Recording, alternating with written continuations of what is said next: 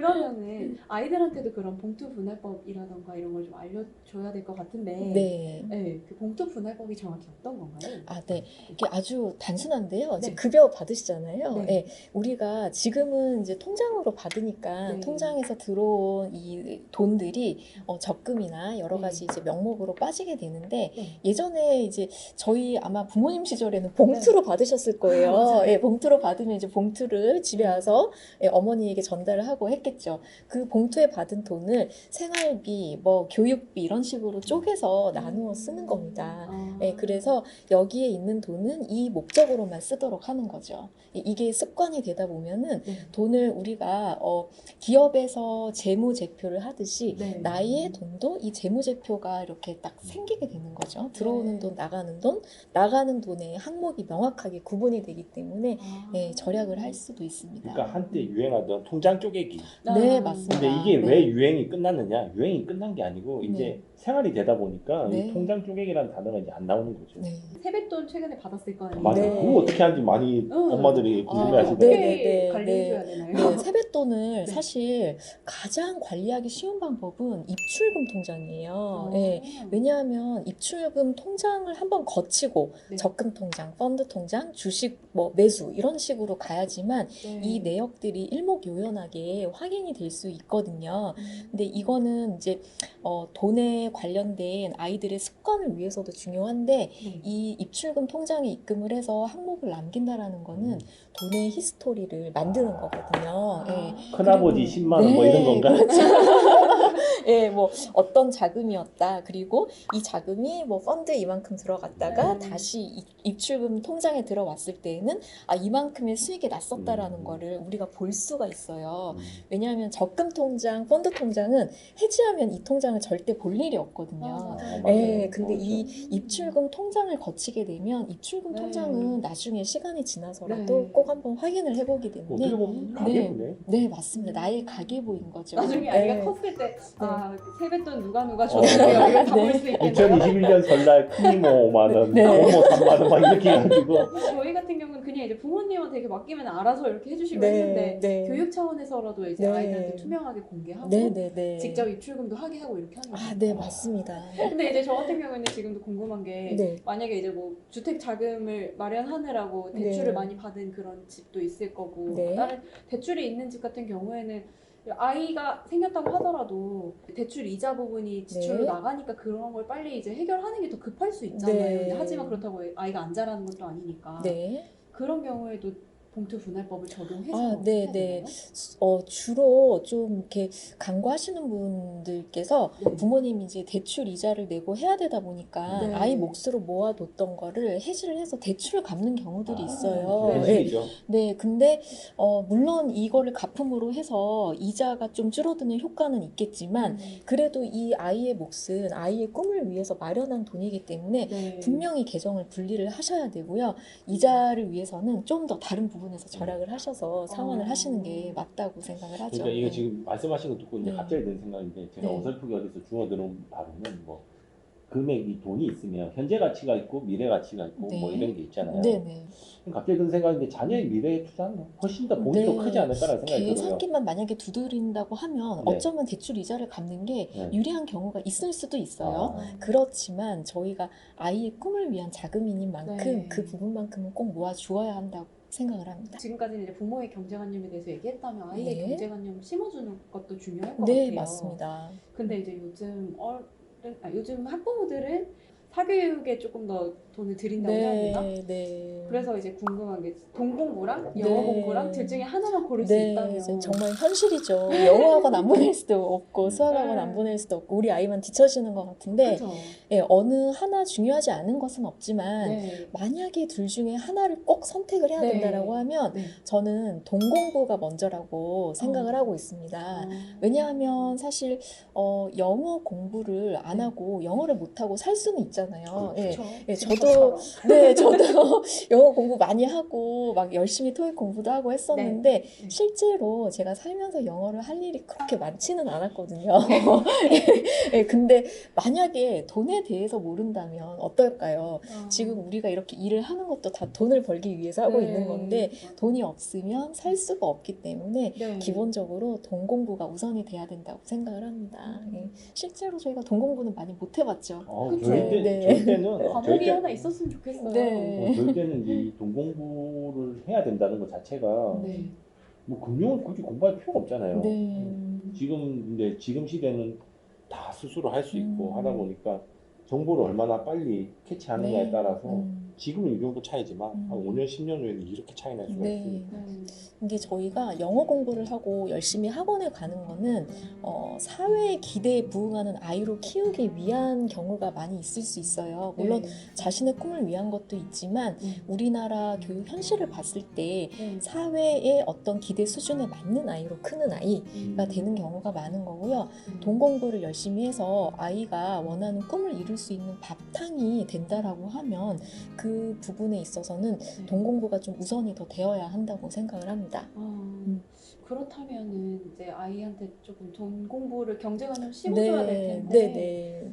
생활 속에서 어떻게 혹시 네. 실천하고 계신 것들이 있나요? 네네. 저희 아이 이제 첫째 아이가 올해 중학교 1학년 입학을 하게 되는데요. 네. 중학교 정도 이제 초등학교 고학년부터 아이들이 학원 마치고 학교 수업 마치고 가장 네. 많이 가는 곳이 어딘지 아시나요? PC방? 네, PC방도 가는데 편의점? 편의점을 가고 있습니다. 네. 세대가 다르네. 네. 편의점에서 아이들 같이 라면도 먹고 네. 하는데요. 네. 편의점만 가더라도 경제 공부를 할 수가 있습니다. 저도 한때 이제 퇴근하고 네. 슈퍼는 이제 좀 가기가 멀고 해서 네. 집 근처에 있는 편의점에 아이들이랑 가서 이렇게 소소하게 뭘 사기도 했었는데요. 편의점에 이제 가면 여러 가지 상품이 있는데 네. 1+1, 2+1 이런 상품들이 있죠. 좋아요. 네. 네. 어느 날 제가 편의점에 갔는데 호박맛 우유라는 신상품이 출시가 됐어요. 좀 우유 신기하잖아요. 맛인가? 예, 딸기 맛도 아니고 초코 맛도 아니고 호박맛. 이거 한번 마셔보고 싶다. 마침 1+1 이렇게 상품 이제 홍보가 되어 있어서 네. 원래는 2,000원인데 두 개를 살 수 있잖아요. 네. 하나에 1,000원꼴이에요. 가격이 나쁘지 않다. 그래서 이제 사는 거죠. 네네. 그렇게 해서 계속 이렇게 한 일주일간 가서 사 먹었어요.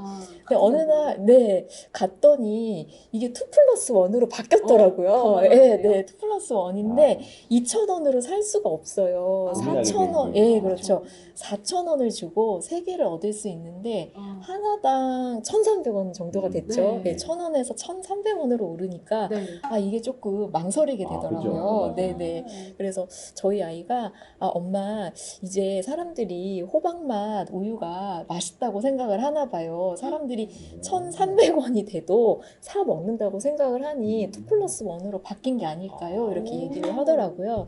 이게 이게 수요와 공급의 법칙인 거죠. 네. 그래서 수요가 늘면 당연히 가격이 오르고 공급이 늘면 당연히 가격이 다운되는 원칙인 건데 실제로 저희가 수요와 공급 법칙을 모른다 해서 시험을 잘 치거나 대학을 잘 가는 거는 아니지만 실제로 살아가는 내내 모든 가격이 수요와 공급의 법칙 하에 결정이 되는 거거든요. 네. 그래서 그런 거를 알 수가 있고요. 네. 그 배가 항구에 들어오면 정박하기 위해서 닻을 내리죠. 이게 이제 정박한다라고 저희가 얘기를 하잖아요. 정박을 하게 되면 배가 일정 범위 이상으로 움직이지 않죠. 이게 이제 그 1+1, 2+1 이것도 저희가 정박 효과 마케팅이라고 하는데 소비자의 생각을 일정 범위 이상으로 움직이지 못하도록 하는 마케팅 효과입니다.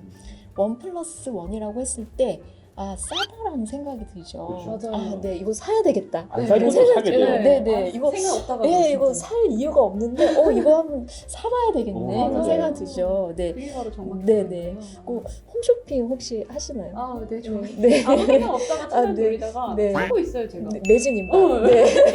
지금 안 사면 매진임박. 손해예요, 막 이렇게 네네. 계속 이런 있어요. 것들이 다 정박 효과입니다. 그래서 이런 거를 알고 우리가 구매를 하는 것과 네. 모르는 상태에서 당하는 거는 다른 거죠. 그러면 이제 제가 네. 갑자기 든 생각인데요. 네. 저희가 예를 들어서 1,000원, 뭐 예를 들어 1,000원 이렇게 네. 드리면 1,000원을 주면 아니 1,000원이 어느 정도의 가치인지 네. 알잖아요, 대충. 네, 네, 아, 네. 1,000원은 예를 들어서 생수 2병, 네. 뭐 생수 1병. 음. 근데 애들은 그런 가치를 모른단 말이에요. 네, 맞습니다. 그럼 그런 것들을 언제부터 알려주면 좋을까요? 보통 저희가 경제 교육을 시켜봤을 때 네. 초등학교 저학년 되더라도 네. 쉽게 알 수는 있어요. 근데 아직 구체적인 개념을 알기는 힘들긴 하지만 한 3, 4학년 정도부터는 충분히 받아들일 수가 있습니다. 그래서 네, 실생활에서 하나씩 하나씩 얘기를 해주면 되는데 엄마들이 좀 하기 쉬운 실수가 우리가 아이가 돈에 대해서 잘 알았으면 좋겠잖아요. 네. 근데 이걸 너무 자주 얘기를 하면 예, 아이들이 돈에 대해서 질려하기도 하고 좀 잘못된 인식이 잡힐 네. 수가 있어서 이렇게 조율을 잘 하시면서 얘기를 해주면 좋습니다. 1,000원, 2,000원, 3,000원, 5,000원, 10,000원이 네. 어느 정도의 가치가 있는지를 네. 사실 그러면 3, 4학년 정도 되면 네. 2,000원 주면 아, 너무 작게 줬어 이렇게 어느 정도 스스로 알 수 있는 관념을 네. 가져야 되겠네요. 그럼요. 네, 알고 있어야 합니다. 그럼 단순히 그냥 예를 들어서 카드 주면서 네. 그러니까. 뭐 사와 요즘- 이런 거보다 아, 차라리 네. 돈을 주면서 카드 하면 저희도 카드 쓸 때 보면 그냥 네. 무가치하게 그렇죠. 뭐라고 해야 되나 네. 무관심하게 네. 쓴다고 해야 되나? 네. 그냥 크게 긁히면 어씨 이러는데 뭐 1, 2천 원이 아무렇지도 않게 긁잖아요. 네네네. 자녀들한테도 예를 들어서 여기 음. 보고 계신 어머님들 집에 1,000원짜리 준비해 놓겠다가 돈의 가치를 알 수 있게 해주는 게 맞아요. 중요한 것 같아요. 요즘은 그냥 이제 애들이 아주 어린 애기들도 그냥 카드만 있으면 다 살 수 있다는 네. 것부터 먼저 배우는 것 같아요. 네. 근데 이게 사실 신용카드가 되게 위험한 거잖아요. 네, 맞습니다. 그런 것들도 좀 어떻게 교육해야 될지 네. 궁금합니다. 제가 네. 10만 원만 빌려주세요 하면 혹시 빌려주실 건가요? 혹시 주변에 친구분들한테 나 100만 원 빌려줄 수 있어라고 했을 때 과연 몇 네. 분의 친구분들이 나에게 돈을 빌려줄 수 있을까요? 너 누구야? 네.